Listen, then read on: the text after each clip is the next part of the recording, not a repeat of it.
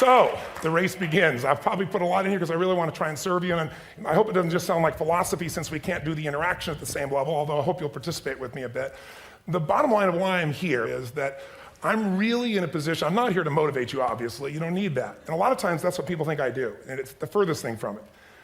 What happens though is people say to me, well, I don't need any motivation. And I say, well, that's interesting, that's not what I do. I'm the why guy. I want to know why you do what you do. What is your motive for action? What is it that drives you in your life today, not 10 years ago, or are you running the same pattern?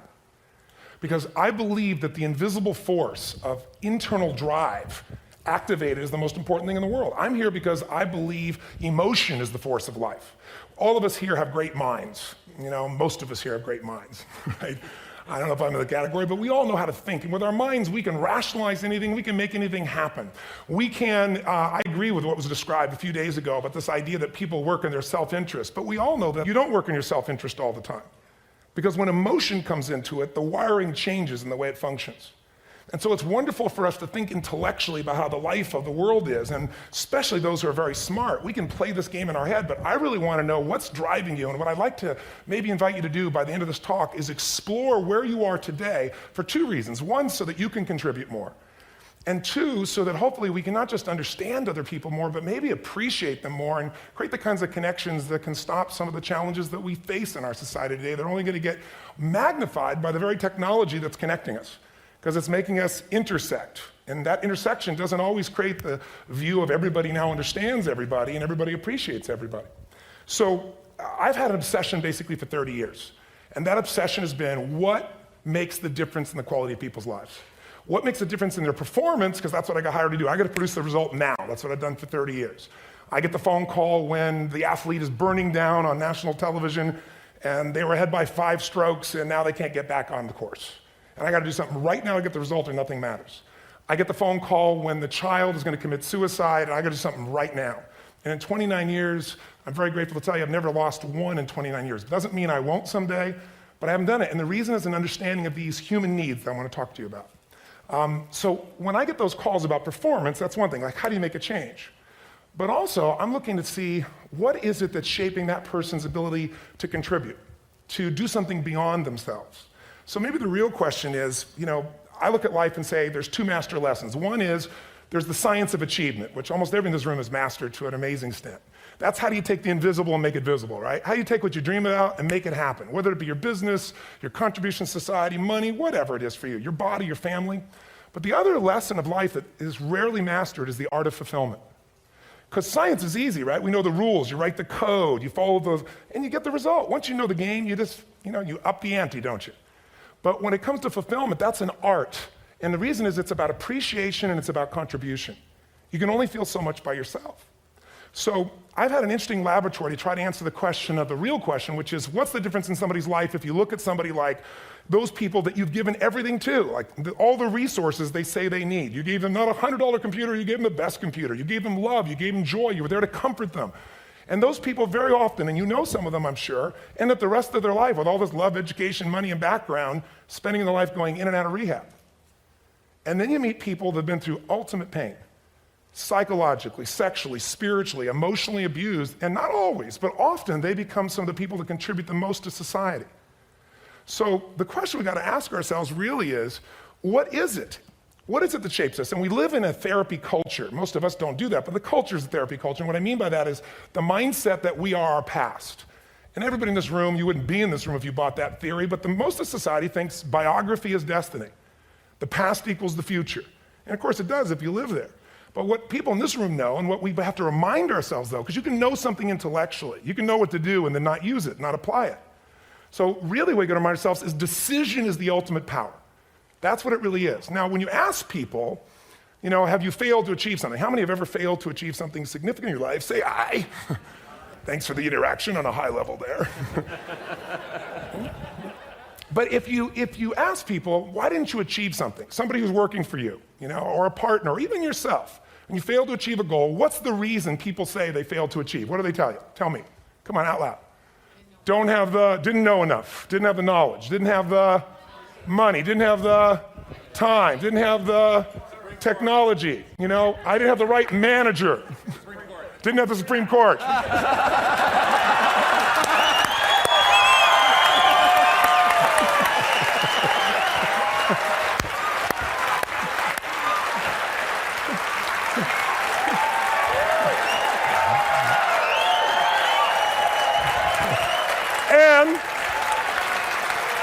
And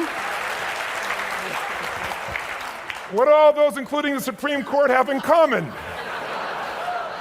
They are a claim to you missing resources. And they may be accurate. You may not have the money. You may not have the Supreme Court. But that is not the defining factor.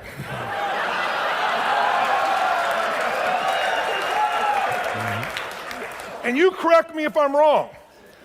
The defining factor is never resources, it's resourcefulness. And what I mean specifically, rather than just some phrase, is if you have emotion, human emotion, something that I experienced from you day before yesterday at a level that is as profound as I've ever experienced, and if you'd communicated with that emotion, I believe you would have won.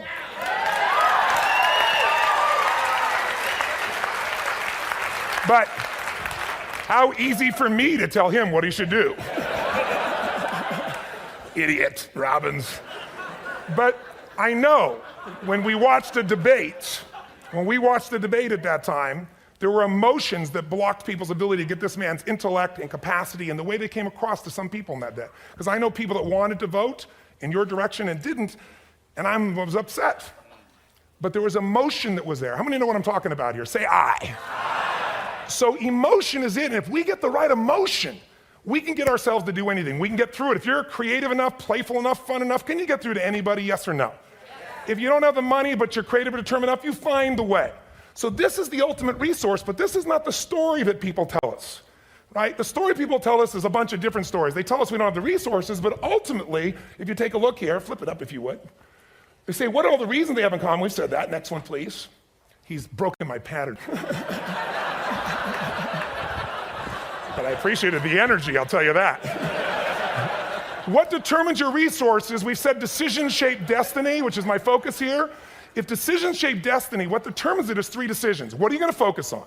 Right now, you have to decide what you're going to focus on. In this second, consciously or unconsciously, the minute you decide to focus on something, you got to give it a meaning. And whatever that meaning is produces emotion. Is this the end or the beginning? Is God punishing me or rewarding me, or is this the roll of the dice? And emotion then creates what we're going to do, or the action. So think about your own life, the decisions that have shaped your destiny. And that sounds really heavy, but in the last 5 or 10 years, 15 years, haven't there been some decisions you've made that if you made a different decision, your life would be completely different? How many can think of one, honestly? Better or worse? Say I. So the bottom line is maybe it was where to go to work and you met the love of your life there. Maybe it was a career decision. I know the Google geniuses I saw here. I mean, I understand that their decision was to sell their technology at first. What if they made that decision versus to build their own culture? How would the world be different? How would their lives be different? Their impact. The history of our world is these decisions. When a woman stands up and says, no, I won't go to the back of the bus, she didn't just affect her life. That decision shaped our culture. Or someone standing in front of a tank. Or being in a position like Lance Armstrong and someone says to you, you got testicular cancer. That's pretty tough for any male, especially if you ride a bike. Right? You got it in your brain, you got it in your lungs. But what was his decision of what to focus on? Different than most people. What did it mean? It wasn't the end, it was the beginning. What am I gonna do? He goes off and wins 7 championships he never won once before the cancer because he got emotional fitness, psychological strength. That's the difference in human beings that I've seen of the 3 million I've been around. Because that's what my lab. I've had 3 million people from 80 different countries that I've had a chance to interact with over the last 29 years. And after a while, patterns become obvious. You see that South America and Africa may be connected in a certain way, right? Other people say, oh, that sounds ridiculous. It's simple. So what shaped Lance, what shapes you? 2 invisible forces, very quickly. 1, state. We all have had times. Have you had a time you did something and after you did it, you thought to yourself, I can't believe I said that. I can't believe I did that. That was so stupid. Who's been there? Say I. Have you ever done something after you do it, you go, that was me.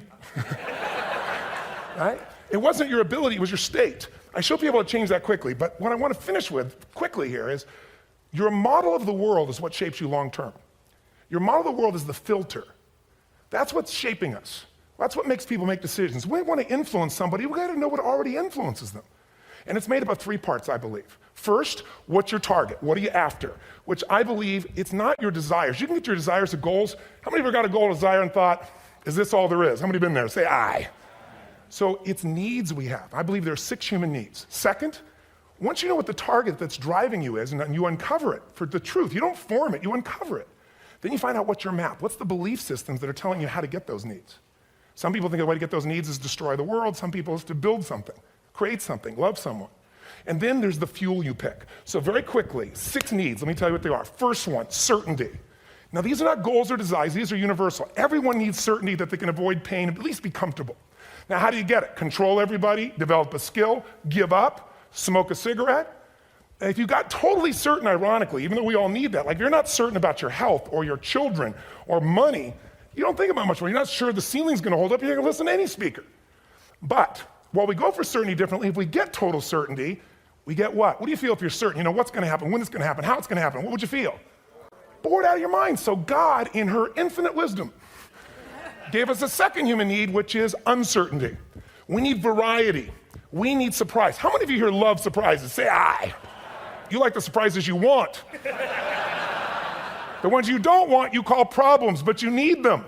So variety is important. Have you ever rented a video or a film that you've already seen? Who's done this? Why are you doing it? You're certain it's good because you read it before, saw it before, but you're hoping it's been long enough you've forgotten enough there's variety. Third human need, critical, significance. We all need to feel important, special, unique. You can get it by making more money. You can do it by being more spiritual. You can do it by getting yourself in a situation where you put more tattoos and earrings in places humans don't want to know. Whatever it takes. The fastest way to do this, if you have no background, no culture, and no belief in resources or resourcefulness, is violence. If I put a gun to your head and I live in the hood, instantly I'm significant. 0 to 10, how high? 10. How certain am I you're going to respond to me? 10. How much uncertainty? Who knows what's going to happen next? Kind of exciting, like climbing up into a cave and doing that stuff all the way down there. Total variety and uncertainty. And it's significant, isn't it? So you're willing to risk your life for it. So that's why violence has always been around and will be around unless we have a consciousness change as a species. Now you can get significance a million ways, but to be significant, you got to be unique and different. Here's what we really need. Connection and love, fourth need. We all want it. Most people settle for connection because love's too scary.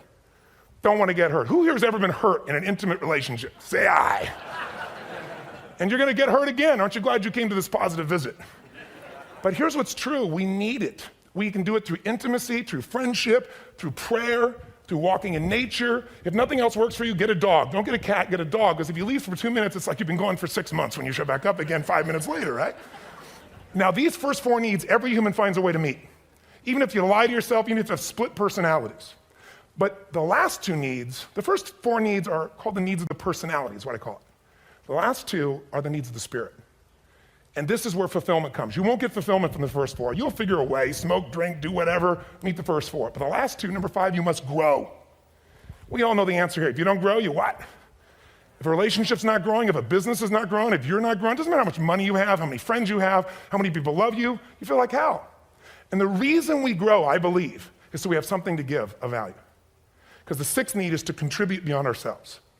Because we all know, corny as it sounds, the secret to living is giving. We all know life's not about me, it's about we. This culture knows that, this room knows that. And it's exciting. When you see Nicholas up here talking about his $100 computer, the most passionate, exciting thing is here's a genius, but he's got a calling now. You can feel the difference in him, and it's beautiful. And that calling can touch other people. In my own life, my life was touched because when I was 11 years old, Thanksgiving, no money, no food, and we're not gonna starve, but my father was totally messed up. My mom was letting him know how bad he messed up. And somebody came to the door and delivered food. My father made 3 decisions. I know what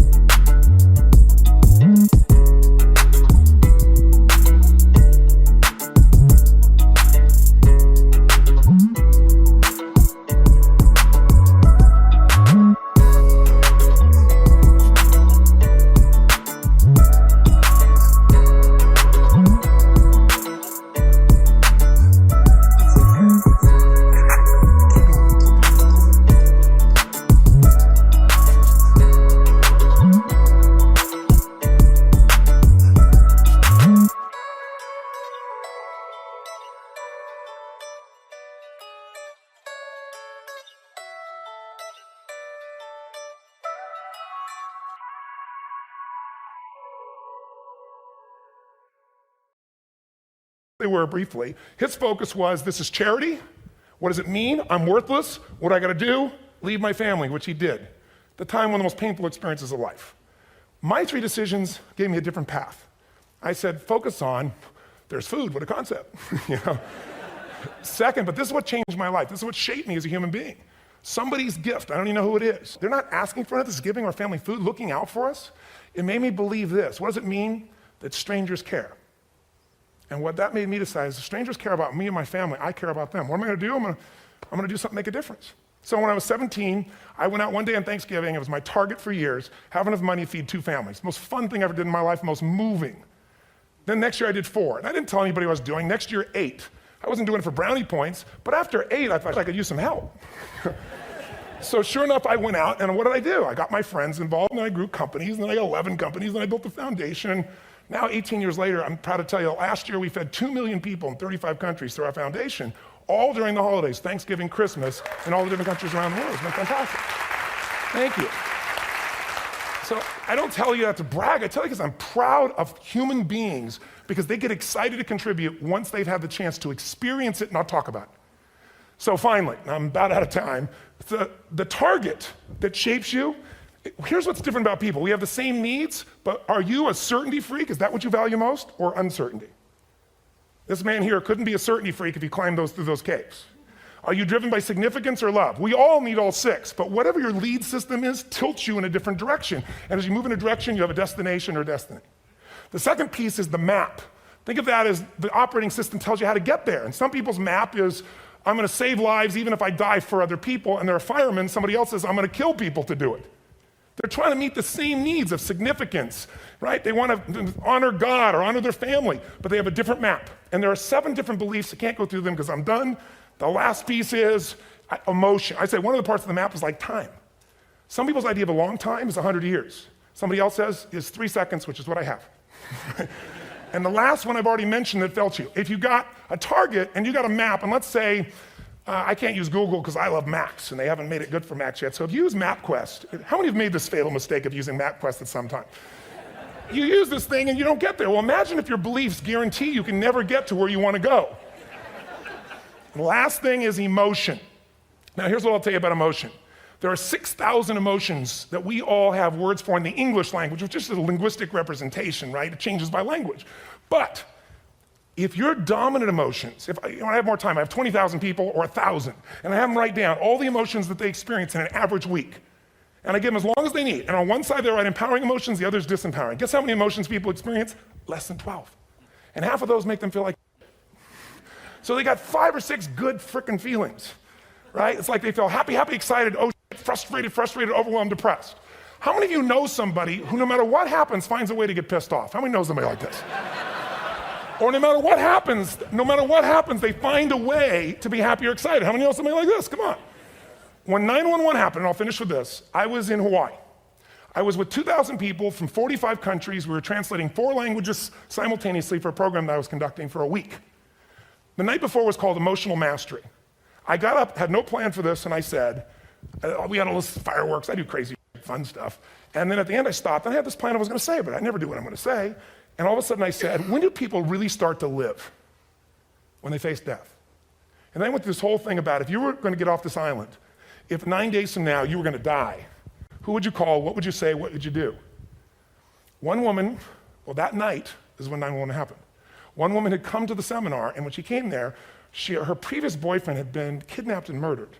Her friend, or her new boyfriend, wanted to marry her, and she said no. He said, if you leave and go to that Hawaii thing, it's over with us. She said, it's over. When I finished that night, she called him and left a message, true story, at the top of the World Trade Center where he worked, saying, honey, I love you. I just want you to know, I want to marry you. It was stupid of me. She was asleep, because it was 3 a.m. for us, when he called her back from the top and said, honey, I can't tell you what this means. He said, I don't know how to tell you this, but you give me the greatest gift because I'm going to die. And she played the recording for us in the room. She was on Larry King later. And he said, you're probably wondering how on earth this could happen to you twice. And he said, all I can say to you is, this must be God's message to you, honey. From now on, every day, give your all, love your all. Don't let anything ever stop you. She finishes, and a man stands up and he says, I'm from Pakistan, I'm a Muslim. I'd love to hold your hand and say I'm sorry, but frankly, this is retribution. I can't tell you the rest because I'm out of time.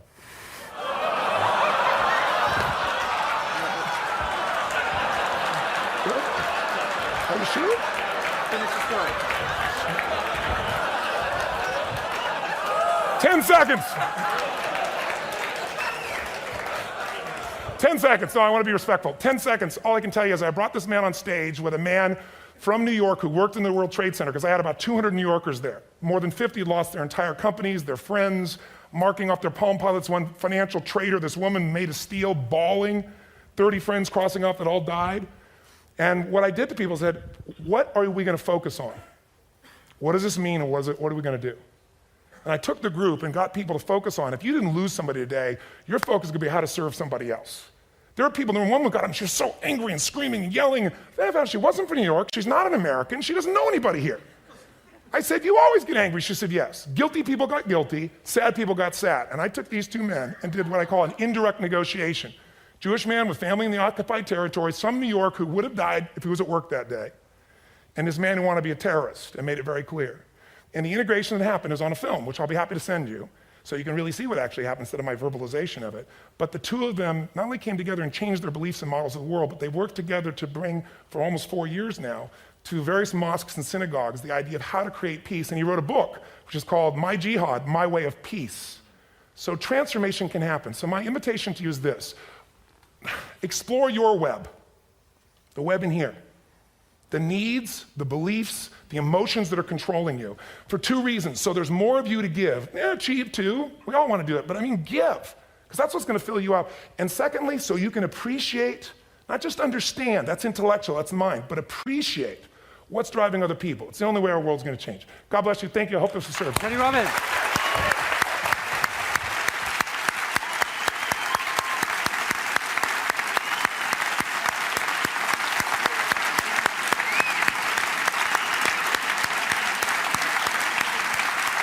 Tony, come back up there. You gotta just recognize it. Thank you very much. Thank you.